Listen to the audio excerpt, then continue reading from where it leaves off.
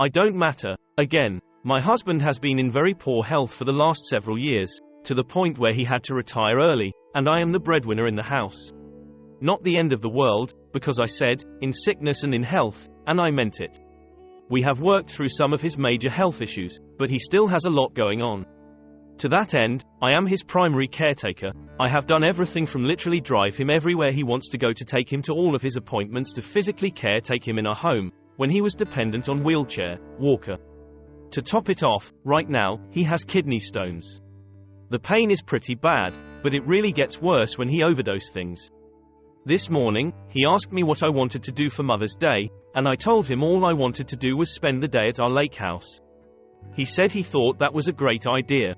I asked if we could leave at like 9:30 this morning so we could have a full day up there.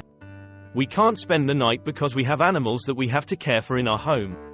Because they are on feeding schedules, we needed to be home by 5 p.m. For reference, the cottage is about 30 minutes from our house. Basically, I was asking for 10 a.m. to 4:30 p.m. We got there, and he immediately started preparing to mow the lawn. I begged him not to overdo it, because I really wanted to enjoy my Mother's Day on the lake. He told me it was fine, it was a riding mower. After he finished that, I saw him get out the push mower to do the hill by the lake. He managed to hit something and break the mower, so he had to stop. I thought I was in the clear. Apparently not, because then he got out the weed whacker. Because once we got there, I immediately started cleaning the house, so I could enjoy free time after.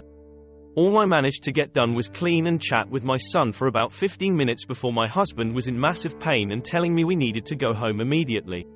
I didn't say anything, I just locked up the lake house, put the trash cans out at the curb since we won't be back again before garbage day, and got in the car go home. He asked me in the car if I was pissed at him because he had kidney stones. I told him I was not pissed at him, I was disappointed, because I specifically told him this was all I wanted to do today, and I begged him over and over again not to overdo it, and he ignored me. And now, because he couldn't listen to me for one freaking afternoon, I was losing out on legit the only thing I wanted to do today. I thought I was pretty kind and not pointing out that every time we go up there, he always demands we leave when he wants to go, about how long I would like to stay. It's to the point where I'm actually kicking around the idea of just selling the lake house.